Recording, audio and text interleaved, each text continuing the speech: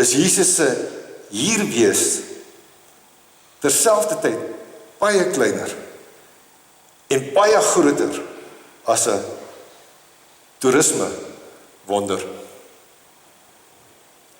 Hierdie reuse beeld laat 'n mens besef, hier is ek, reisiger in Brasilië, op weg deur die lewe.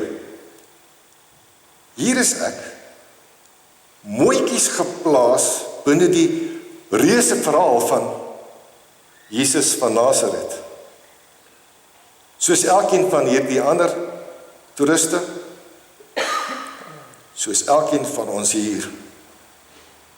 Soos elkeen wat nooit of amper nooit hulle self bevind tussen kerklike mure nie, maar wie se lewensverhaal aangeraak word deur die man van Nasaret, deur die wederkoms Christus. Jy gaan nou 'n boek sien, en hierdie boek is deur 'n Amerikaanse Bybelwetenskaplike geskryf. Dis 2 verskillende uitgawes, 'n oue en 'n nuwe een. Amerikaanse Bybelwetenskaplike, wie se geloofsweg nie aldag maklik was nie, gegee wie die tyd waarbinne hy geleef het. Die inhoud van hierdie boek help party mense om na te dink oor die volgehoue betekenisse van Jesus. Die slim titel van die boek som die insig op as een manier tussen vele om die wederkoms van Jesus te verstaan. Meeting Jesus again for the first time. Elk van ons ontmoet Jesus 'n paar keer in ons lewens opnuut, asof vir die eerste keer. Asof vir die eerste keer word die evangelie weer vars. Dit raak ons weer aan. Die ou taal daaroor, miskien ken jy dit nog, was heiligmaking. Die nuwe taal daaroor, en dit het ons almal al gehoor, is om te journey met Jesus. Dit is dieselfde Jesus telkens waaroor Openbaring 1 skryf, waaroor Bybelwetenskaplikes skryf, wat ons in die preke teekom, wat jou lewe aanraak en dalk in 'n rigting stuur, wat die wêreldgeskiedenis beïnvloed soos geen figuur nog ooit nie. Dit is dieselfde Jesus wat ons sien, wat elke keer weer kom in standbeelde en in skilderye, in rolprente, in toneelstukke, van wie ons hoor in popliedjies en in klassieke oratoria, van wie ons hoor in gebede, in grappies en in vloeke. Dis dieselfde Jesus wat ons op hoeveel verskillende maniere ontmoet. Dit is waar van ons tyd dat ons Jesus gereeld weer maar anders ontmoet.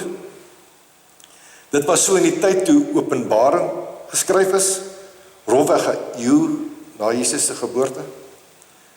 Dit was in parallel nog so wat 600 jaar voor dit, toe Psalm 121 geskryf is.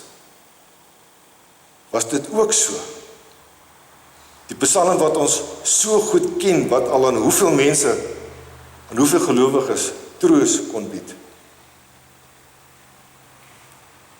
Interessant genoeg is daar ook met hierdie Psalm gereeld 'n effense misverstand oor veral die openingswoorde daarvan. Jy ken die openingswoorde. Ek kyk op na die berge, waar sal my hulp vandaan kom? Die ou Afrikaanse vertaling het dit nog meer letterlik gestel.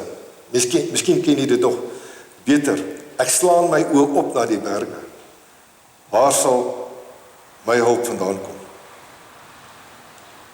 As ons hierdie woorde van Psalm 121 lees, dan dink ons maklik, hier staan eintlik, ek slaan my oë op na die hemele, en daar, vanuit die hemele, vanuit die berge, van daar af, sal God my hulp kom.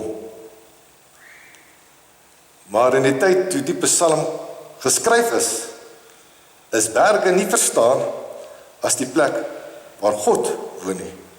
In daardie tyd is dit verstaan as die plek waar bose wesens, afgode, waar hulle voorkom, waar hulle aanbid word. Dit was die plekke waar, volgens die denke in Jerusalem, in daardie tyd, jy nie gaan offers bring het nie. Daar waar jy nie gaan aanbid het nie. Daar kan jy volgens hulle denke, nie die God van Israel ontmoet nie, maar eerder alles wat negatief sou wees vir jou geloof. As ons die teksverse van Psalm 121, as ons daardie gedagtewêreld moes uitskryf vir ons om beter te verstaan, dan sou daar staan, ek kyk op na die berge en ek weet, die ware God is nie bo op daardie berge die plek van afgode nie. Sal ek daarom by daardie magte gaan opvra? Sal ek tot daardie gode bo op die berge gaan bid? Ek kan my mos nie wend tot sulke goed nie, want vers 2, wat ons ewig goed ken, my hulp is van die Here en alles wat daarop volg. So verstaan ons hierdie Psalm beter, meer konkreet, nader aan hoe dit toe verstaan is, toe gelowiges op 'n pelgrimstog gestap het, op pad Jerusalem toe, of terug, en bang was vir die verskillende gevare op die berge en langs die pad. So kan ons hulle vrese op 'n manier saam beleef en ook hulle geloofsbelijdenis. Nee, tot alles dat nie die Here is nie, wend ek my nie. My hulp is van die Here. Verstaan ons die leefwêreld van die mense van Psalm 121 beter, dan verstaan ons hulle geloof beter. Verstaan ons die leefwêreld van die mense van Openbaringe beter, dan verstaan ons hulle geloof ook beter. As 'n goeie parallel, verstaan ons die leefwêreld van die mense van ons tyd beter, verstaan ons hulle geloof beter. In al drie hierdie gevalle verstaan ons terselfdertyd ons eie geloof beter. Die eerste kwart van ons eeu, die eerste kwart eeu van ons nuwe millennium, is nou al verby. Soos ons die Bybel probeer beter verstaan om groter helderheid vir ons geloofslewe te kry, moet ons ook ons eie wêreld tans in hierdie leeffase, in hierdie wêreldfase, ook beter probeer verstaan. Vir dieselfde rede. Opgesom,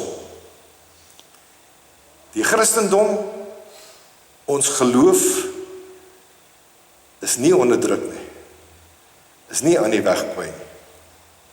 Geloof blom op verskillende maniere rondom ons, as ons net kyk, om het raak te sien. Terug by die skoolverlaterskamp praatjie. As die skram sak op die daaglikse speelveld rondom ons, word ons as gelowiges meestal nie beswadder. Ons geloof word eintlik op allerlei maniere opgeneem, aangeneem, oorgeneem, aangegee. En is dit nie 'n lekker manier om 'n nuwe jaar mee af te skop nie? So seën God ons in ons tyd. Amen.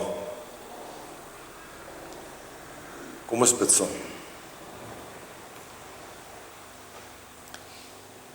Ons lewe en ons loof U, Here, dat ons lewe.